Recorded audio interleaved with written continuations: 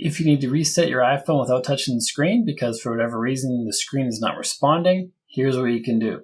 Push volume up and volume down in quick succession and then hold down the big button on the side. So volume up, volume down, big button. And just keep on holding it right through this. Don't slide power off because your screen's not working anyway. You would just want to keep holding this until the Apple logo appears, which should be any second now. There we go. Now you can let go. And hopefully this works on the first try. Sometimes it takes a bunch of tries. The volume up, volume down, power button, hold it till the logo appears. Just keep doing that until it reboots and resets. And this reboots your phone, does not delete any data, just reboots the software and clears the cache of lots of different things, runs maintenance scripts and things like that.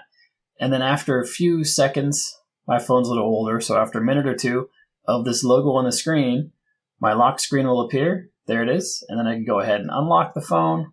And now we are back in.